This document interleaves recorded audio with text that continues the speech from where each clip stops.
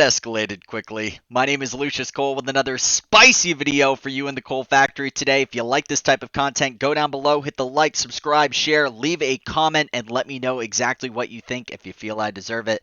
With that said, we're going to be going straight into the Donald Trump rally, coming back, rising from the ashes of the the coup, bringing the fire and brimstone to these lefties and the dragon energy pulsing through his veins and spreading it among us peds. What a absolutely amazing time to be alive. The Sanford police, where the rally was held, stating that up to 30,000 people may have shown up for this particular rally. So a huge turnout, a lot better than Mr. Joe Biden and his 15 supporters. I kid you not. With that said, wow.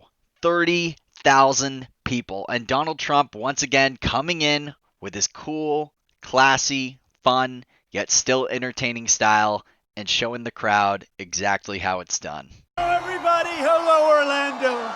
Hello, Sanford. It's great to be with you. Thank you. It's great to be back.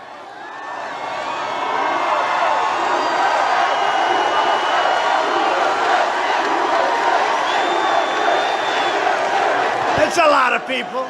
If you have never been to a Trump rally before, what are you waiting for? It is absolutely insane. It's like going to a rock concert. It's like going to the Beatles. It's like going to Led Zeppelin. It's like going to Justin Bieber. I feel funny. I mean, people are losing their minds. The energy is infectious. You go there, it is patriotism, it is love, it is camaraderie, it is country, it is family, it is joy, it is everything you would expect it to be. I highly recommend it. But with that said, not everybody likes to go to a Trump rally. A good person I should probably talk about is Jim Acosta in CNN. You got to see this. But Iowa and North Carolina are really states that should be in the bag for President Trump right now. That's an indication as to how much trouble he's in politically right now, Wolf. And as this crowd is chanting that there are members of the press here who suck. CNN sucks. CNN sucks. CNN. Am I still rolling? Like I said before, Donald Trump coming in with the dragon energy. Jim Acosta losing his mind. Those beautiful liberal tears just coming down because these evil Trump supporters just don't understand the plight of $1 million media interviewer and a journalist. Oh my God. Oh my God. These monsters. From the very outset, Donald Trump specifically talking about what he took while he was in Walter Reed Hospital, something known as Regeneron, and what that is going to mean for the American people in the coming days. We are going to take whatever the hell they gave me and we're going to distribute it around to hospitals and everyone's going to have the same damn thing. The coup isn't going to stop our president from calling out Joe Biden and all of his gaffes on the campaign trail over and over and over again. Joe Biden is gaffing up all across the political spectrum. But do you expect the mainstream media to cover stuff like this? Of course not. So our great president and our great journalist, Donald Trump, must come in and let the people know exactly what Joe Biden is doing. Now, Biden had a bad day. He forgot Mitt Romney's name. You may remember, I got in trouble when we were running against the senator who was a Mormon. The governor, okay? He didn't know what state he was in. Instead of meeting to deal with the needs of the people of Arizona and the rest of the country. And he said, today he's a proud Democrat running for the U.S. Senate. No, you can't. You know, we have to come together. That's why I'm running. I'm running as a proud Democrat for the Senate. Oh my God.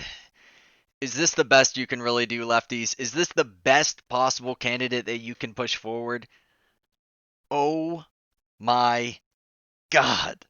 This guy has been running for president for the last 6 months, and he's still saying that he's running for Senate. Are you joking me? Now, you can hate Trump. You can say he's too brash. He's got too much gravitas. He's got too much ego. I get it. I get it. Trump's personality is not for everyone. It's for me personally, but it's not for everyone. I can understand that argument. But at least he is of sound mind. And all of these lefties that were super anti-war all of a sudden don't care anymore as long as it means getting Trump out of office. They say they claim to love Black Lives Matter, and yet killing hundreds and thousands of black and brown people they don't care about. So pick something. Because if you pick Joe Biden, what you're picking is the deaths of hundreds of thousands of black and brown people. Because if you think that Joe Biden and his handlers, because let's just be honest, it's not Joe Biden. It's the global interests. It's the military-industrial complex. It's all of these very, very evil Darwinian people who always want a constant state of war. Your decision is ultimately going to lead to the deaths of hundreds of thousands of black people. So if you really believe, if you truly believe, and it's not just pure rhetoric, if you really do believe that Black Lives Matter, then you cannot support Joe Biden.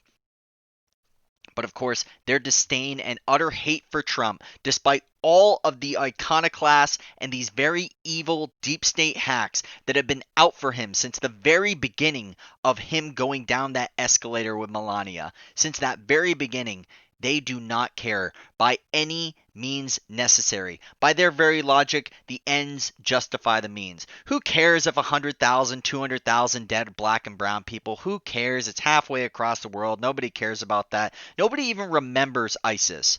Trump came in, destroyed the caliphate.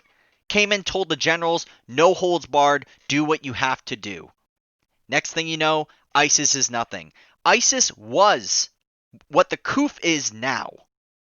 And yet people, just because of the news cycle, because the constant, ever-changing news cycle, people can't even remember what was going on just 4 years ago. London, explosions. People killed at an Ariana Grande concert. Bastille Day in France. People coming in with a giant truck and maiming and killing hundreds of people. Nobody cares. Nobody cares. The explosions in the Netherlands. Nobody cares. No one cares. This guy, the guy who is creating peace in the Middle East, the man who hasn't started a new war, and yet these people are now latching on to people like Bush. People that hated the war now don't care. The fact that Obama and Biden and their administration dropped more warheads on foreheads than any president in the history of the United States. And that's including George Bush. And I hate Bush. So that just goes to show you just how far the Trump derangement syndrome goes. And Donald Trump points this out. Joe Biden is also owned by the radical globalists, the wealthy donors, the big money special interests, who shipped away your jobs, shut down your factories, threw open your borders, and ravaged our cities while sacrificing American blood and treasure in this ridiculous, endless wars. Of course you won't see the corporate media talk about stuff like this. It is against their very prerogative. And, that's what I really don't understand. A lot of people hate the fact that Donald Trump says the quiet part out loud. Shouldn't you want that from your politician? Shouldn't you want them speaking truth to the American people, even if it means saying something that's not the greatest thing in the world? Donald Trump will say, in terms of the United States military on foreign soil, that we are there for the oil. He will outright say we are staying for the oil. You will never hear Bush say that. You will never hear Obama say that. And you certainly won't hear Biden say that. So don't expect any transparency in terms of a Biden administration, because we already saw how it went down with Obama. That doublespeak. No, we're there to build American people. We are there for democracy. And this isn't a red America. This isn't a blue America. This is the United States of America. And we need the United States of America across the world. We need freedom across the world. We all know that the United States was there for the oil. And Donald Trump is the only one that will state that. And that is what the corporate media hates. And the corporate media, they go even farther. They cover for Biden. They cover specifically for his son, Hunter, which Donald Trump just so happens to point out.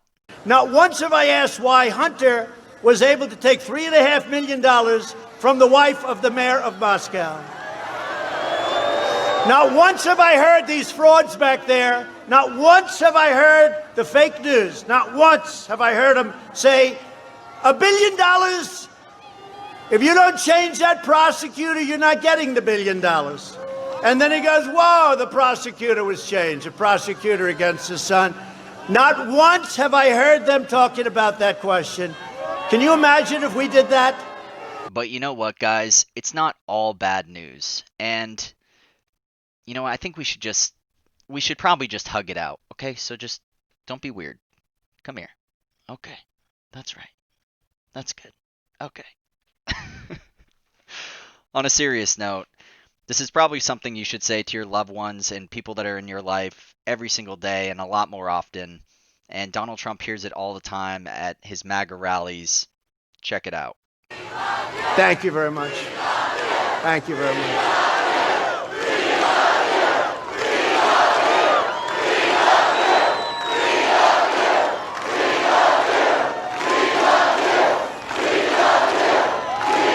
Thank you. And that's all she wrote, ladies and gentlemen. My name is Lucius Cole for you and the Cole Factory. If you like this type of content, go down below, like, subscribe, share, and of course, leave a comment if you feel I deserve it. With that said, I'll see you in the next video. I love you guys. Peace. Coltrane. Choo-choo!